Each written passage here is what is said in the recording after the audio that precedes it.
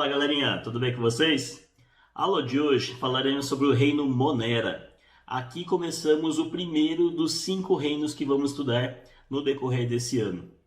O reino Monera ele é constituído daqueles organismos que serão os mais simples, serão os unicelulares e serão do tipo procarióticos. Pertencentes a esse reino, venho destacar aqui as bactérias e as cianobactérias. Quer saber mais sobre eles? Então acompanha essa aula que está começando. Bora lá! Bom, pessoal, vamos começar a nossa aula de hoje falando sobre o reino Monera. Então, nessa aula, nós começamos a classificação dos seres vivos, começando os 5 reinos. Lógico que a gente começa pelo reino mais simples, que é esse, então, o reino do Monera. Para início de conversa, esse reino Monera ele é considerado por alguns e desconsiderado por outros cientistas. Algumas pessoas preferem ainda adotar aquela classificação de domínios, em que nós tínhamos o domínio bactéria, o domínio árquea e o domínio eucária. Algumas pessoas acreditavam ainda que as bactérias, que nós vamos ver ainda nessa aula de hoje, né, chamadas de árqueas, que habitam locais extremos, elas seriam, na verdade, os antecessores das bactérias atuais. Então, elas viriam antes ali numa escala evolutiva. Sendo que elas seriam os ancestrais, né? São a partir das árqueas que deram origem às outras bactérias e assim por diante, caminhando na evolução. Hoje nós sabemos o quê? Que na verdade as bactérias, consideradas agora eubactérias, né? E as árqueas, uma não veio da outra, e sim elas possuem um ancestral em comum, tá? Então essa questão de ancestralidade, ela deu por tornar até contraditório o nome árquea. Nós vamos falar um pouquinho desse grupo mais adiante. Bom, vamos começando aqui a falar algumas características gerais então desse reino Monera. O reino Monera, só para vocês saberem, ele poderia ser substituído por 2 grupos, né? Que é o grupo das eubactérias, que vão incluir as bactérias verdadeiras e cianobactérias, e as arqueobactérias, que seriam essas bactérias que vivem em ambientes extremos.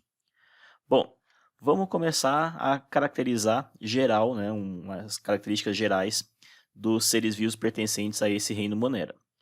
Primeira coisa, o nome Bacterium, né, ela veio derivado do grego, tá? Não vou me arriscar a pronunciar a palavra em grego, mas ela significa pequeno bastão.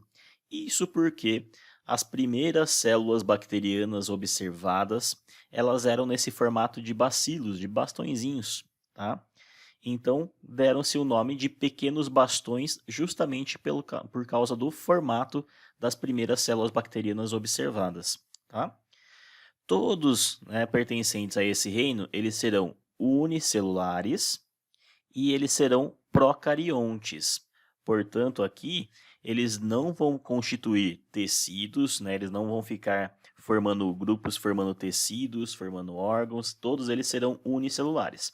Eles podem estar agrupados, né, como no caso dessa figura aqui, ou não, né?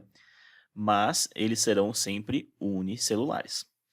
Procariontes é porque são as células mais simples. São aquelas células que não possuem organelas membranosas e principalmente não possuem envoltório nuclear. Ou seja, o material genético dele não está cercado por aquela membrana chamada de carioteca, tá? Eles podem ser, com relação à obtenção de alimentos, né? Eles podem ser autótrofos ou eles podem ser heterótrofos. O que significa autótrofos? São aqueles capazes de sintetizar a própria matéria orgânica que será utilizada como nutriente. Então, os autótrofos eles podem ser de 2 tipos. Eles podem realizar essa produção de matéria orgânica através da fotossíntese, né, ou através de reações químicas que não dependem da luz, chamadas de quimiossíntese. Ou então eles podem ser também heterótrofos. O que significa heterótrofos? Significa que eles vão adquirir toda a matéria orgânica através de uma nutrição de uma matéria orgânica já disponível no meio ambiente. Eles não são capazes de produzir isso. E através de reações químicas, né, do metabolismo dessas células aí, eles irão processar essa matéria orgânica. De que forma? De 3 maneiras, né, distintas. Aeróbias, então o metabolismo deles dependem da participação do oxigênio, né, como uma forma de respiração, vamos dizer assim, né? Além disso, elas podem ser também anaeróbias obrigatórias. O que significa isso? É que elas não podem entrar em contato com oxigênio, tá? E não podem entrar em contato de jeito nenhum, por isso que são obrigatórias. Nesse caso, então, se essas bactérias entrarem em contato com oxigênio, é letal para elas, tá? Então, elas não podem ficar em contato com o gás oxigênio nessa situação. Um exemplo disso, né, são aquelas bactérias que comumente a gente faz um machucado, um ralado, e logo a gente quer passar água oxigenada para fazer a limpeza daquele ferimento. Porque a água oxigenada ela libera grandes quantidades de oxigênio e acabam matando essas bactérias que são anaeróbias obrigatórias, porque o oxigênio é tóxico para elas. Que inclui nessa categoria as bactérias causadoras do tétano, né? Outras bactérias aqui, elas também podem ser anaeróbias facultativas. O que significa isso? Significa que elas não precisam do oxigênio, só que, nesse caso, o oxigênio não é tóxico para elas. Tá? Então, não é porque tem oxigênio lá, é que elas vão morrer, igual a esse outro grupo das anaeróbias obrigatórias. Tudo bem? Então, aqui é só algumas características gerais sobre esses seres vivos pertencentes a esse reino Monera. Tá? Continuando agora. Agora vamos falar rapidinho, né, somente um pouquinho das características gerais dessas árqueas, né, que seriam as arqueobactérias. Elas são, igual eu falei, né, como eu já tinha falado anteriormente, essas árqueas, elas são seres procariontes, tá? Então todas elas são procariontes e elas vivem em locais extremos. O que seriam esses locais extremos? Às vezes você pode ler essa palavra como trocar a palavra de locais extremos por locais inóspitos. Tá? Significa que locais onde dificilmente você encontraria condições de vida. O que seriam esses locais inóspitos? Seriam locais com falta de oxigênio, por exemplo, ou com temperaturas muito altas, uma grande salinidade, um pH muito alto ou muito baixo, tá? Ou quando tem todas essas condições alteradas, são locais onde dificilmente a maior parte dos seres vivos poderiam viver, né? Nesses locais é que são encontradas essas arqueobactérias, tá? Então, a palavra arqueobactéria, ela significa o quê? Bactéria primitiva, justamente porque a gente acreditava que essas árqueas foram a que deram origem às bactérias verdadeiras, tá? Então acreditava-se que elas eram primitivas às outras. Mas na verdade o que? Descobriu-se que elas possuem mais semelhança com as células de organismos eucariotos, né, com células eucarióticas, do que com células procarióticas, tá? Elas são procariontes, tá? Vamos deixar bem claro, elas são procariontes, porque elas não possuem envoltório nuclear, porque elas não possuem organelas membranosas, mas elas também possuem semelhanças com células eucarióticas, né? Como uma transcrição, né, do material genético que é feita por eucarióticos, tá? Então isso já quebra aquela, né, teoria de que elas seriam primitivas às células bacterianas, né, que deram origem às células bacterianas, tá? Então faz com que esse nome arqueobactérias ela esteja colocado aqui de maneira equivocada, né? Bom, em relação à obtenção dos alimentos, elas são autótrofas, então elas produzem o seu próprio alimento através do processo de quimiossíntese, tá? Então elas não precisam de luz, não é fotossíntese. E elas serão anaeróbias do tipo metanogênicas. Significa o quê? Que como produto, né, das reações químicas que ela realiza, elas liberam gás metano para a atmosfera, tá? Bom, essas então são as arqueobactérias. Aqui eu coloquei para vocês, tá? Somente uma foto, né, de microscopia dessas arqueobactérias e dois locais onde elas foram descobertas, né? Em fontes termais, né? Então aqui são aquelas águas quentes daqueles geysers, né, como aquele parque de Yellowstone nos Estados Unidos, tá? E aqui em locais de alta profundidade oceânica, tá? Então em regiões abissais, perto de fontes, né, de água quente também na parte subterrânea, tá? Submersa. Bom, vamos lá. Agora falando um pouco sobre as cianobactérias. Então eu falei que o grupo dos moneras são constituídos, né, de bactérias e cianobactérias. Vamos falar um pouco dessas cianobactérias então. Elas eram conhecidas anteriormente como algas azuis.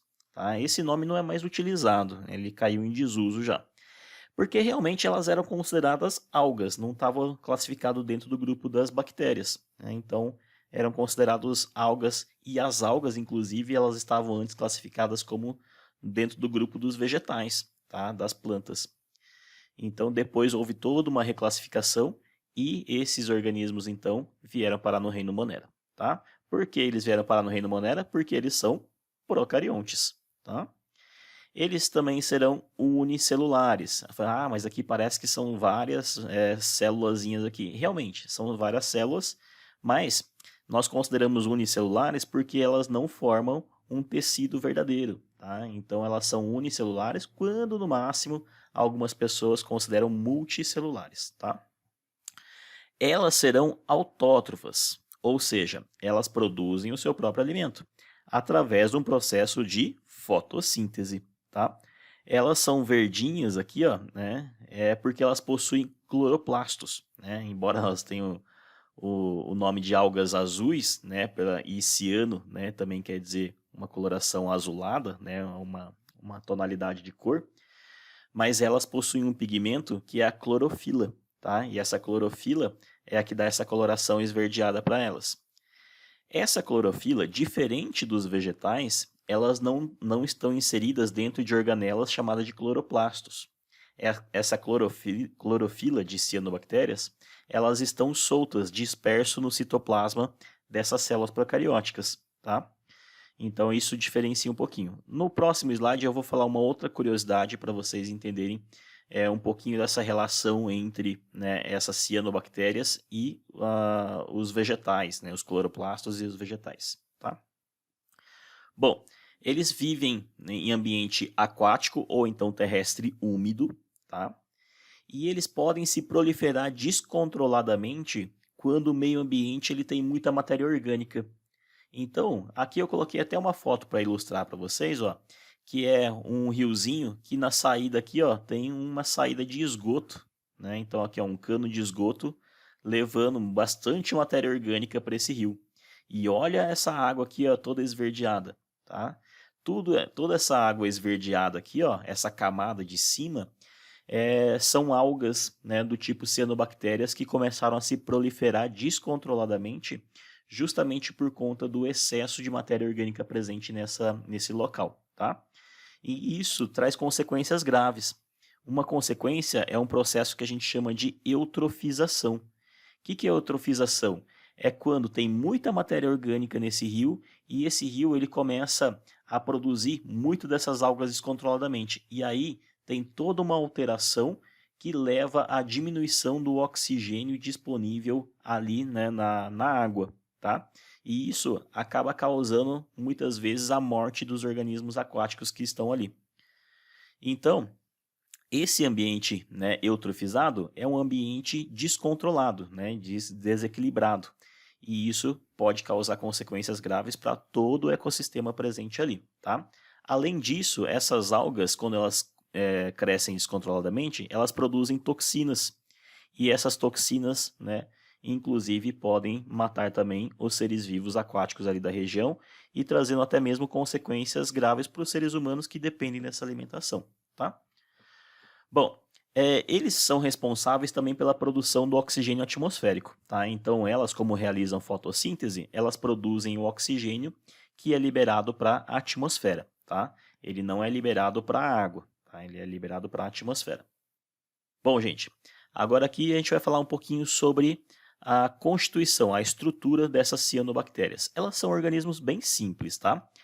Por fora, elas possuem um envoltório de mucilagem. Isso aqui seria como se fosse um muco envolvendo toda a célula, então, dessas cianobactérias.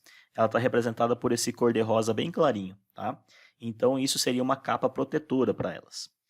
Abaixo dessa camada de mucilagem, nós temos uma parede celular. Vamos encontrar aqui uma parede celular, então, nessas cianobactérias. Essa parede celular, representada por esse azul clarinho, ela confere então uma proteção também extra para essas células aí, tá? Internamente a essa parede celular, em um amarelo um pouquinho mais escuro, você vai encontrar a membrana plasmática. E isso é obrigatório para todas as células, né? Todas as células precisam ter o quê? Lembra da aula anterior? Precisam ter membrana plasmática, precisa ter citoplasma e precisa ter material genético, tá? Então, delimitando o espaço da célula, temos a membrana plasmática, tá?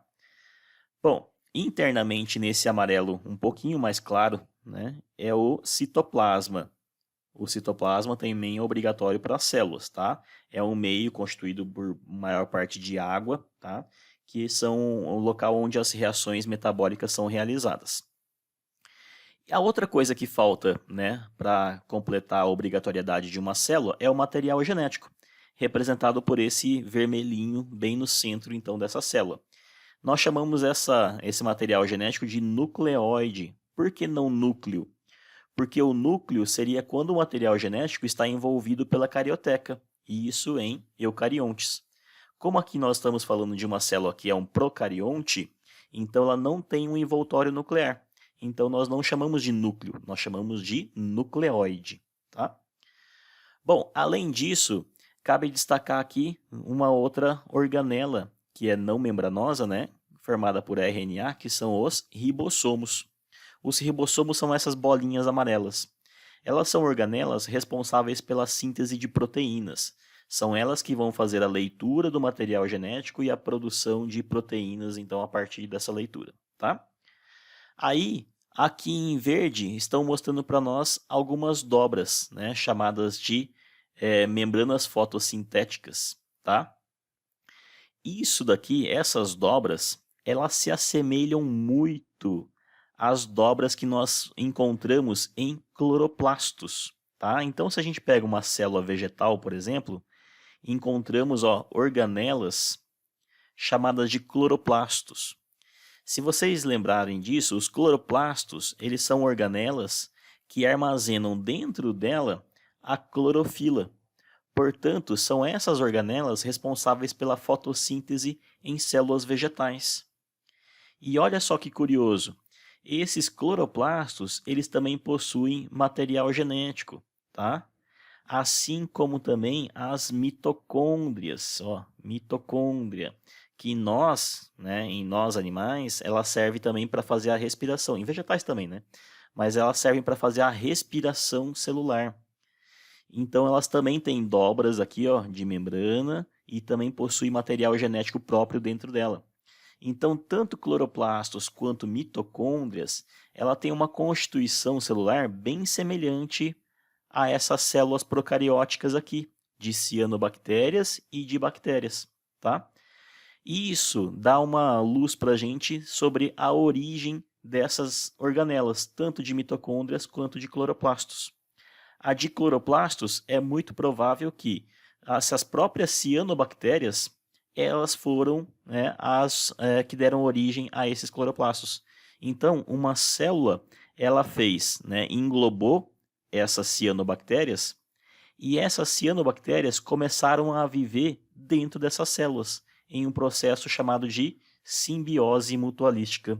Então elas começaram a fazer parte dessa célula agora que incorporou elas, tá? Tanto é que ela tem uma constituição semelhante a um cloroplasto, né? Ela possui clorofila disperso aqui dentro, possui um material genético, tá? São responsáveis por fazer a fotossíntese. E as células, né, e as organelas da mitocôndria seriam outras bactérias também, né, que foram englobadas, porém essas, claro, não terão cloroplasto, né, clorofila dentro deles, tá bom? Então é só uma curiosidade para mostrar a origem dessas organelas, de mitocôndrias e de cloroplastos, tá? Bom, continuando. Agora falando especificamente sobre as bactérias. As bactérias, então, elas são dos organismos, né, mais simples, estão entre os menores organismos, ó, menores, mais simples e também os mais abundantes aí pelo planeta.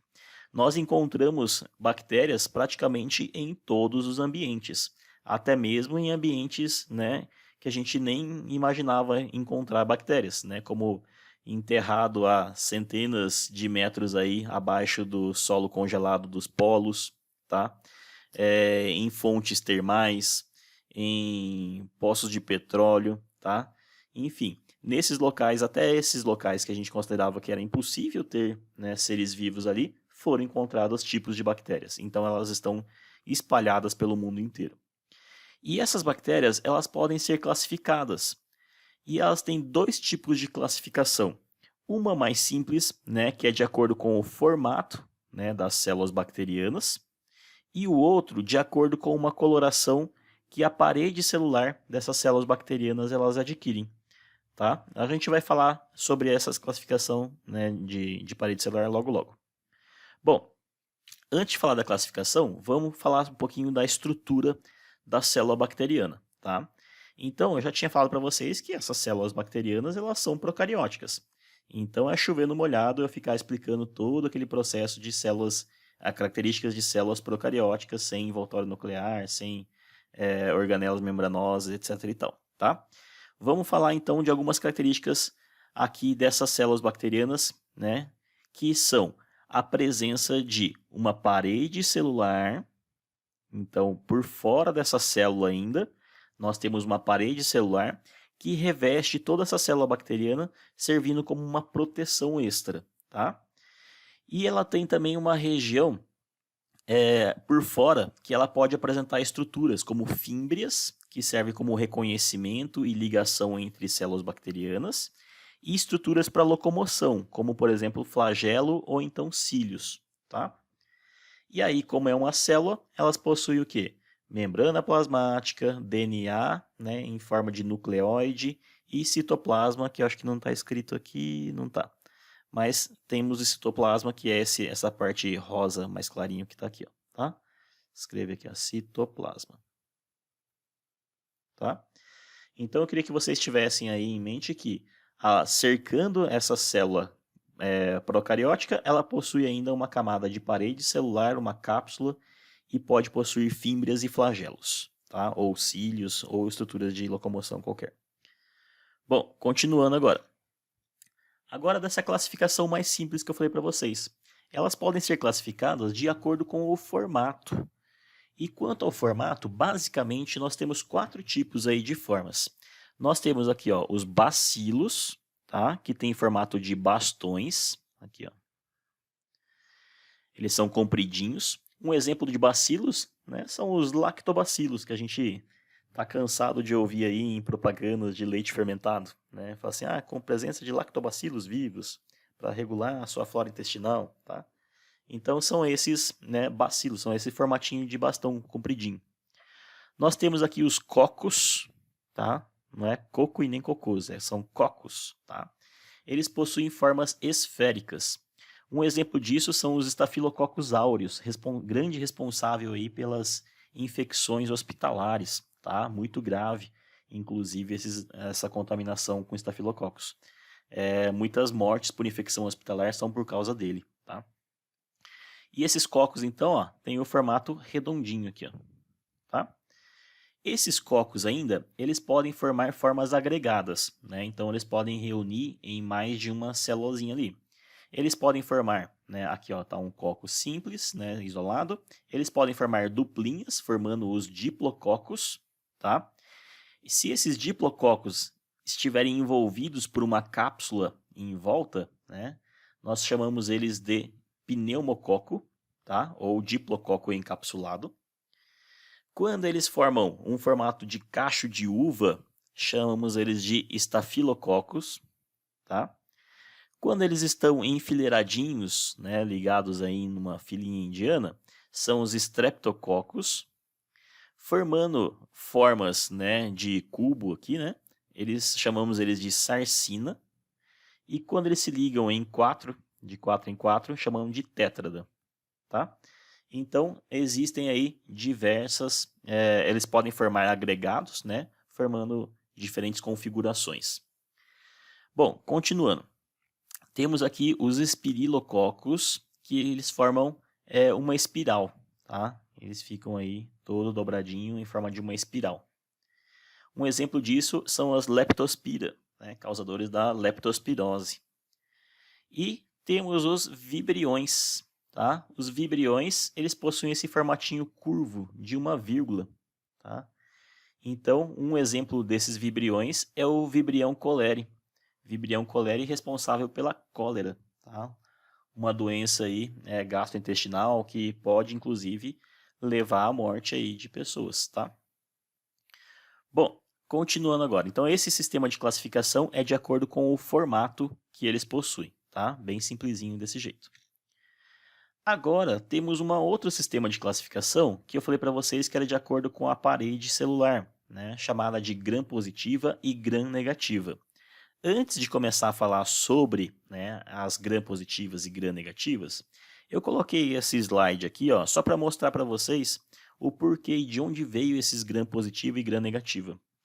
Quando nós fazemos a observação ao microscópio, o que acontece? O microscópio, todo mundo sabe, né, que é um aparelho capaz de, formado por um conjunto de lentes, né, capaz de aumentar várias vezes, né, de dezenas de vezes, o tamanho da imagem de uma partícula ali, tá? Só que como que esse microscópio ele é feito? A pessoa, ela vai, aqui eu coloquei essa fotinha aqui, ó, para mostrar que a pessoa, ela fica com o olho nessa parte de cima na ocular, tá? O objeto que vai ser analisado, ele é colocado sobre essa plataforma aqui, ó, tá? Colocado aqui. Só que nós precisamos ter uma luz para iluminar, né, esse material que a gente vai observar. E a fonte de luz está aqui embaixo, ó. Então ela é uma luz que ela vai de baixo para cima e ela vai contra a nossa visão. Lembra que o olho da pessoa estaria aqui, ó, tá? Nessa parte de cima. Então a gente vai enxergar contra a luz. Todo o material biológico que a gente vai analisar, eles praticamente não têm cor nenhuma. E quando a gente coloca uma fonte de luz de baixo para cima, a gente não vai conseguir observar nada, tá? Então, além desse material biológico não ter coloração, a luz vindo de baixo para cima faz com que a gente não consiga enxergar. Então, para isso, nós temos que fazer uma técnica de coloração. Nós temos que colocar corantes nesse material, para que esse material biológico adquira uma cor, tá? Para que a gente consiga, então, enxergar, né, realmente o que tem ali. E a técnica de gram positiva e gram negativa, né, são colorações que são colocadas ali, tá? São corantes que são colocados no material biológico para fazer essa análise, então, ao microscópio. Essa coloração de Gram, desenvolvida pelo próprio Gram, né, é uma pessoa que desenvolveu essa coloração, ele coloca ali uma sequência de corantes, sendo que nas bactérias que apresentam a coloração Gram positiva, é quando esses, né, tá vendo essas bolinhas roxas aqui, ó, né, representam aqui o corante. Então, nas bactérias Gram positiva, esse corante ele fixa, né, na parede celular externa aqui então da célula bacteriana. E ela adquire então essa coloração púrpura, né, essa coloração arroxeada, tá, do corante de Gram. Já as Gram negativas, o que acontece? Esse corante ele não consegue impregnar, né, na parede celular dessas células bacterianas. Então ela não adquire essa coloração roxa desse corante aí, tá? Então, quando nós observamos ao microscópio, se nós observarmos que ela tem essa coloração arroxeada, elas são gram-positivas, porque o corante fixou na parede dessas células bacterianas. E se é gram-negativa, elas não apresentam essa coloração arroxeada, elas ficam num tom mais avermelhado, tá? Bom, agora o porquê disso? Como que acontece isso? Porque justamente pela constituição da parede celular dessas bactérias. A gram-negativa perdão, vamos começar, né, por essa parte aqui, ó. O corante, tá, da coloração de Gram, eles vão fixar nessa porção chamada de peptidoglicanas, tá? Que é uma parte da parede celular, né, é a constituição da parede celular dessas células bacterianas, tá? Nas Gram positivas, o que acontece? Essa parede de peptidoglicanas, ela é muito espessa, ó, tá vendo? Essas bolinhas roxas aqui, ó. Ela é bem grossa essa camada. E ela fica exposto para o meio externo. Então, aqui seria o meio externo. Aqui seria o meio interno. Então, é a parte de dentro da bactéria, tá? Como ela fica exposto, né, para o lado externo, esse corante GRAN ele vai impregnar justamente nessa camada de peptidoglicanas, que está então virada para ele. Tá? E nas gram-negativas, o que acontece? Essa camada de peptidoglicanas, ó, ela é mais fina. Tá? Além de ser mais fina, o que acontece? Ela possui uma membrana também externa. Ó. Ela tem uma membrana externa e uma membrana interna. Então, vamos dizer assim que ela está encapada pelo lado de fora por uma membrana externa e pelo lado de dentro uma membrana interna. Então, o corante que é colocado aqui, né, de GRAN, ele não tem contato com as peptidoglicanas. Por isso que ele não consegue adquirir essa coloração do corante. Tá? E as GRAN positivas, elas ficam impregnadas com esse corante justamente porque essa camada de peptidoglicanas está virada para o meio externo e ela é muito espessa também. Tá?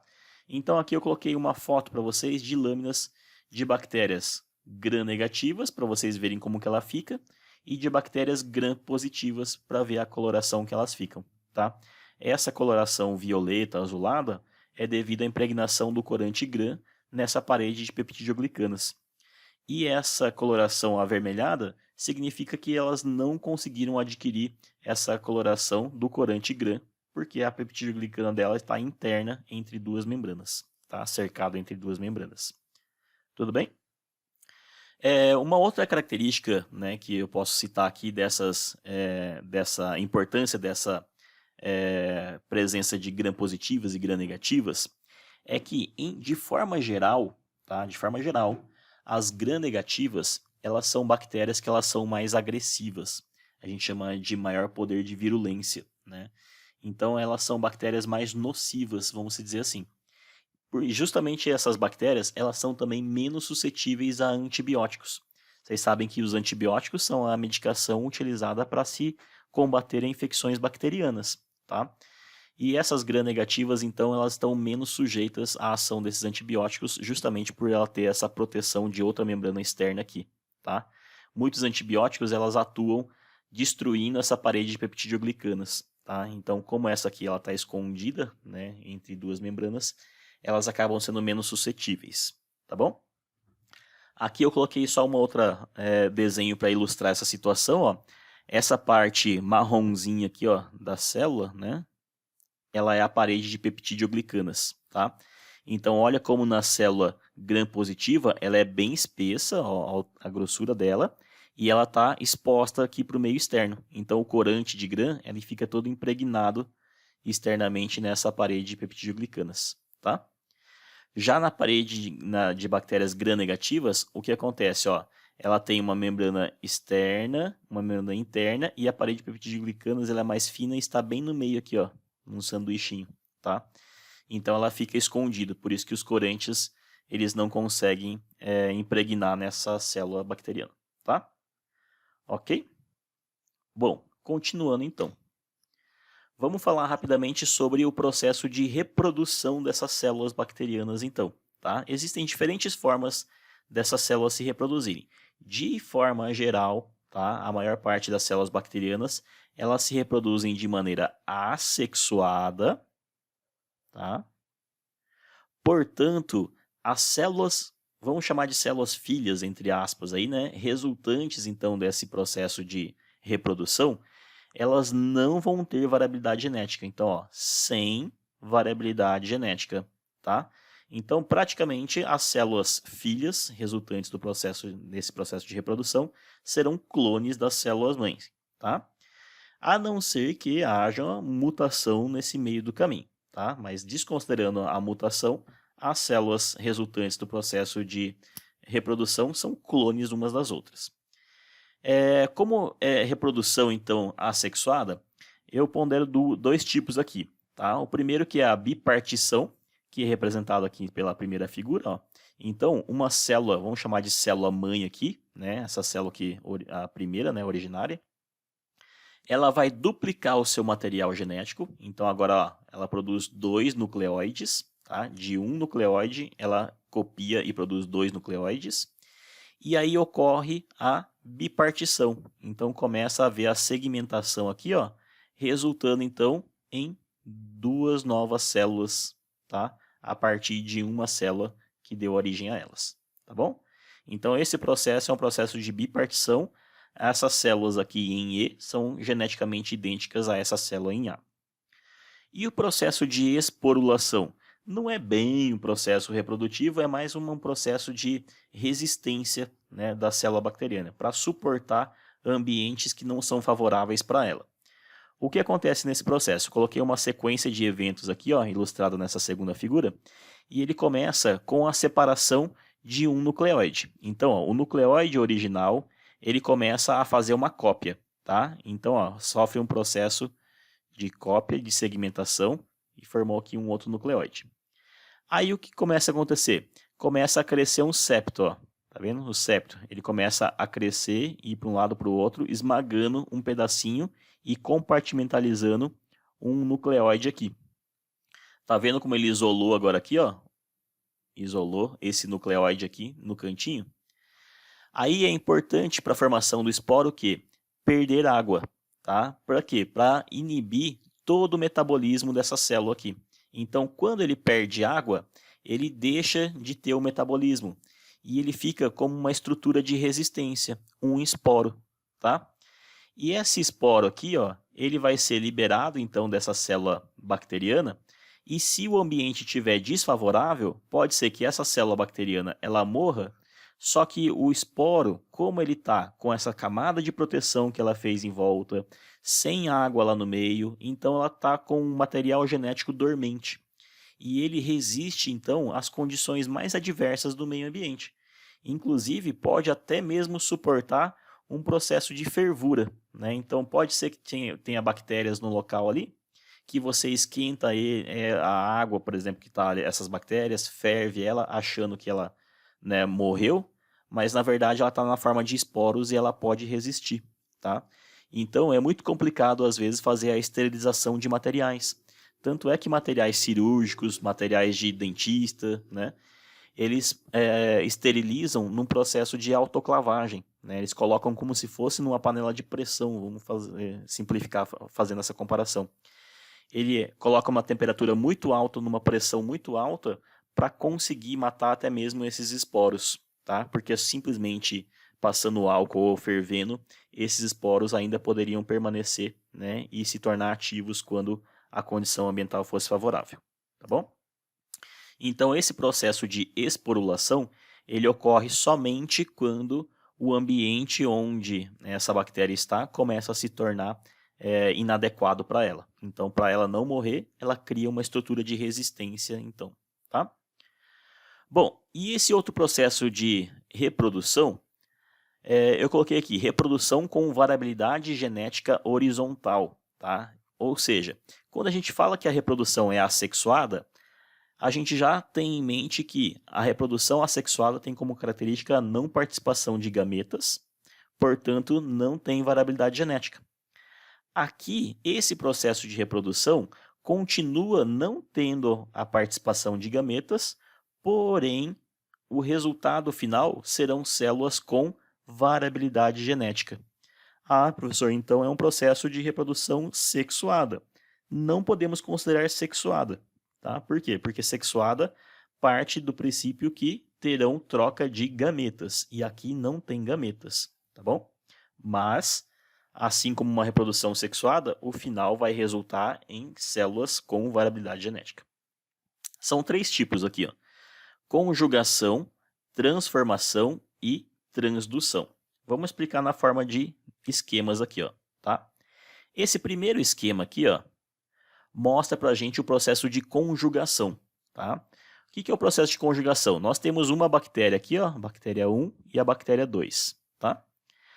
Nessa primeira bactéria, encontra-se, né, um material genético extra, que são plasmídios. Ah, que material genético é extra esse, né? É um material genético que não é responsável, né, pelo metabolismo principal, mas que confere algumas características vantajosas para essa célula, tá? E o que acontece? Acontece que 2 células bacterianas, elas podem ficar próximas, pareadas uma com as outras, e aí elas realizam, né, uma conexão temporária aqui, ó. Então elas realizam uma fusão temporária da sua membrana e nessa conexão temporária ela transmite esses plasmídios de uma célula bacteriana para a outra, tá? Então ela compartilha aqui. Pode inclusive haver a troca, né? Se essa daqui, né, se a célula 2 tem alguns outros plasmídios aqui também, ela pode realizar uma troca. Alguns vêm do 1 para o 2 e alguns do 2 vão para o 1, tá? E depois elas partem para romper essas ligações aqui, né? E se separam em duas novas células aqui, agora com material genético misturado, tá? Geralmente, então, são materiais genéticos extras, no caso aqui de plasmídios, certo? Eu falei para vocês daquelas fímbrias, né, que são, parece aqueles pelinhos que estão do lado de fora da célula bacteriana. Essas fímbrias, elas servem justamente para fazer essa conexão, tá? Para fazer o processo de conjugação, tudo bem? Então esse processo é o de conjugação e olha como resultou em células finais com material genético variado agora, tá? Bom, agora partimos para o outro processo, tá? Chamado de transformação. O que é essa transformação? Porventura, uma célula bacteriana ela pode morrer, tá? E todo o material genético dela, né, dessa célula bacteriana, ela fica solto depois, né, no meio ambiente. Essa célula se degrada e o material genético dela fica fragmentado e solto no ambiente. Descobriu-se que células bacterianas elas podem incorporar material genético que está solto no meio ambiente. Ela engloba esse material genético e esse material genético ele vem parar dentro do material genético daquela célula que está viva, que está ativa, tá? Incorporando uma parte desse material genético solto no ambiente. Isso já foi comprovado até mesmo por bactérias que não causam, né, uma reação muito forte em pessoas, que incorporam pedaço do material genético de bactérias que são virulentas, que causam morte, né, que causam doenças. Elas conseguem incorporar esse material genético e essas células que antes eram inofensivas, elas acabam adquirindo um certo grau de virulência causado pelo material genético dessa célula bacteriana morta que estava solta aí no citoplasma, estava solto no meio externo, tá? Então esse processo é um processo de transformação. É quando uma célula bacteriana ela engloba um material genético solto no meio ambiente e incorpora ela no seu próprio genoma. E esse outro processo aqui embaixo, tá? É o processo de transdução. O que é o processo de transdução? Ela é intermediada por um vírus. Então, todo esse material genético, né, um material genético viral, que ele é inserido dentro de uma bactéria, tá? Então, isso aqui é um bacteriófago. Ó. Ele insere o seu material genético dentro de uma bactéria. Esse material genético viral agora, ele acaba causando a morte, né, dessa célula bacteriana que fragmenta todo esse material genético dela, o genoma dela. E esses vírus que vão ser formados, né, a partir do processo de montagem viral aqui, ó, eles podem incorporar um pedaço agora do DNA bacteriano e não do DNA viral. E aí acontece o quê? Que novos vírus eles são soltos quando ocorre a lise, né? Quando ocorre a liberação desses vírus.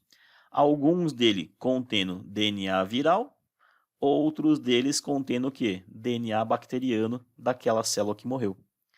Se esse DNA bacteriano agora ele for, né, infectar uma outra bactéria, ele pode transmitir esse DNA extra para o genoma da nova bactéria, tá?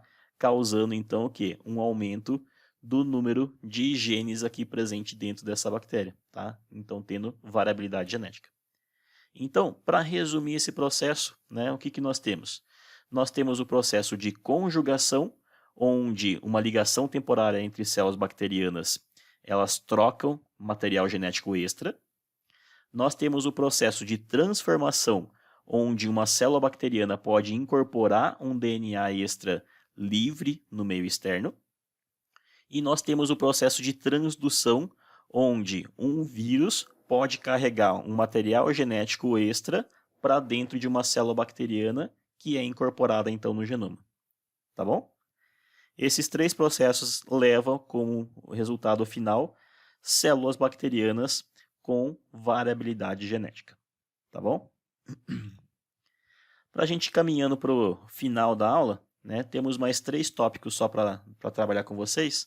Aqui, rapidamente, somente falando da importância, né, dessas bactérias. E aqui eu queria salientar para vocês o seguinte. Quando nós falamos em bactérias, sempre nós imaginamos coisas ruins, né, dessas bactérias. Nós imaginamos doenças, né, infecções, morte causada por bactérias. Mas eu quero chamar a atenção para vocês que as bactérias, elas não são só ruins, tá? Nós temos muitas bactérias que são extremamente importantes, inclusive para a nossa vida, tá? Nós temos bactérias aí que são produtoras de alimentos. Então nós temos bactérias utilizadas para a produção de queijos, iogurtes, leite fermentado, tá? Então elas servem para a produção de alimentos. Nós temos bactérias de importância para a agricultura, que elas formam uma associação com raízes, formando as micorrizas, extremamente necessário para a absorção do nitrogênio atmosférico, tá? E formação de proteínas. Nós temos bactérias que são simbióticas, tá? Elas fazem simbiose, como, por exemplo, com as bactérias da nossa flora intestinal. São por causa dessas bactérias que algumas vitaminas são produzidas no nosso corpo. Através dessas bactérias é que nós conseguimos absorver os alimentos da digestão. São também por causa dessas bactérias que evitam a proliferação de bactérias que são ruins, né? Então as bactérias boas não deixam proliferar bactérias ruins, tá? Então é extremamente necessário para a nossa saúde, tá? Temos também bactérias que são decompositoras, que decompõem a matéria orgânica, transformando em matéria inorgânica e reciclando toda a matéria, tá? E temos também bactérias que são importantes para a biotecnologia, como é o caso dessas bactérias que estão aqui, ó, em verdinho, que são as Agrobacterium tumefaciens, tá? Elas são causadoras de doenças em vegetais, né, que é essa bolota aqui embaixo, chamada de galha da coroa, tá? Ela causa uma doença em vegetais, chamada então de fitopatógenas, mas elas são utilizadas também na biotecnologia para a produção de alimentos transgênicos, tá? Então aqui, ó, com esses tópicos que eu coloquei para vocês, já dá para ter uma noção da grande importância que essas bactérias têm. E elas apresentam qualidades boas, né, para nós, para a nossa utilização no dia a dia, para a nossa sobrevivência. Então, tirem essa ideia da cabeça de vocês de que bactérias são ruins, tá? Nós temos muitas e muitas bactérias que são extremamente importantes para a vida de todos os seres vivos, tá? Aqui eu listei para vocês algumas das principais doenças agora, né? Então, daquelas que a gente fica pensando, a bactéria causa doença? Sim, nós temos bactérias realmente que causam doenças, tá? Aqui eu coloquei algumas, tá? Existem várias. Coloquei algumas para vocês terem uma noção. Nós temos a bactéria que causa o botulismo, né? Que é a Clostridium botulinum. Essa Clostridium botulinum, né? Ela pode proliferar em alimentos, tá? E nós podemos nos contaminar com ela, causando então essa doença do botulismo. Nós temos a brucelose, que pode infectar aí produtos derivados do leite, né? Por isso que é importante a gente beber o leite. Antes de beber o leite, a gente precisa ferver ele, tá? Justamente para evitar essa brucelose. A clamídia, que a clamídia é uma DST ou IST, né? Transmitida então pelo ato sexual, causando então aí uma contaminação, infecção em órgãos genitais, masculino e feminino, tá? Temos a cólera, que a gente já falou dela nessa aula, que é causada pelo Vibrio cholerae, né? É uma doença que afeta o sistema digestório, causando uma grave quadro de infecção gastrointestinal, tá? A coqueluche, que é uma doença respiratória, né? Então causada também por uma bactéria. Aqui, ó, a bordetella. A difteria, que é uma doença infectocontagiosa, principalmente afeta a região da garganta, causando manchas no corpo, febre, tá? A febre tifoide também, causando também uma doença causada pela salmonela entérica, tá? É uma doença aguda, pode causar um grave quadro também de infecção gastrointestinal, tá? Pode levar à morte também. A hanseníase, que antigamente era conhecida como lepra, tá? É uma doença que causou muitos problemas, né? Antigamente, ela começava com uma mancha esbranquiçada na pele e ia evoluindo para feridas expostas, né? Até mesmo a perda de partes do corpo, tá? Deformação de rosto, etc. Por isso que era uma doença que era muito mal vista, né? Porque ela causava uma deformação no rosto da pessoa. E aqui a última que eu ponho nessa aula para salientar para vocês é a pneumonia, né, causada pelo Streptococcus pneumoniae. É uma doença respiratória que afeta aí, né, os nossos pulmões, tá? Lembrando que para doenças bacterianas, nós temos que fazer o tratamento com antibióticos, tá? Então, quando a gente fala em antibiótico, saiba que nós estamos falando de doenças bacterianas, tá? E para a gente terminar essa aula, a última coisa é só salientar esse processo de resistência bacteriana causada pelo uso indiscriminado de antibióticos. Vocês podem perceber que quando você vai comprar um antibiótico lá na farmácia, você não pode chegar simplesmente para o farmacêutico e pedir um antibiótico e ele vai te vender sem uma receita médica, né? Todo antibiótico ele tem que ser prescrito pelo médico, tá? E é uma receita que fica retida na farmácia. Justamente porque tem que ter um controle muito rígido e a gente não pode ficar usando antibiótico à torta direito. Por quê? O que o antibiótico faz? O antibiótico ele vai matar as células bacterianas, né? Tem diferentes formas de ação dos antibióticos dependendo do tipo dele. Só que eu falei para vocês que existe aqueles plasmídios, né? Que são material genético extranumerário ali nas células bacterianas. E nesses plasmídios, eles carregam genes que causam resistência, inclusive aos antibióticos. Então, quando a gente toma um antibiótico, a gente acaba eliminando todas aquelas bactérias que não são resistentes aos antibióticos, tá? Então, a gente mata todas elas aqui, ó. Só que, porventura, pode haver uma única célula bacteriana lá que ela é resistente a esse antibiótico. E ela não vai morrer. E o que acontece? Acontece que essa célula agora bacteriana é ela que sobrevive e ela começa depois a fazer a reprodução dela. Ela vai fazendo cópias dela. E aí o que sobra depois? Volta uma infecção, agora somente com bactérias que são resistentes a esse antibiótico. Agora adianta eu tomar esse antibiótico de novo? Não adianta, porque todas as células que estão aqui, ó, de células bacterianas, elas são resistentes a eles. Então isso faz com que, quanto mais antibiótico a gente tome, maior, né, é a seleção de bactérias resistentes a esses remédios.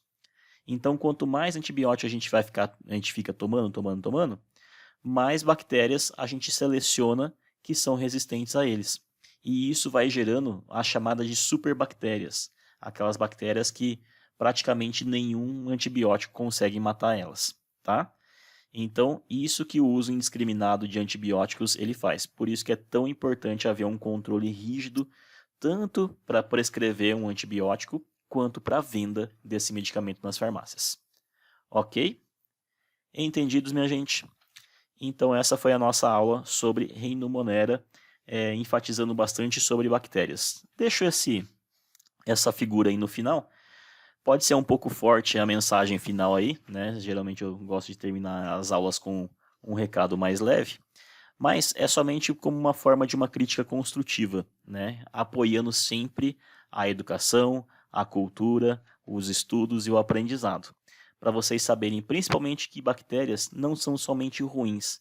Bactérias, elas têm muitas bactérias que são importantes para a nossa sobrevivência.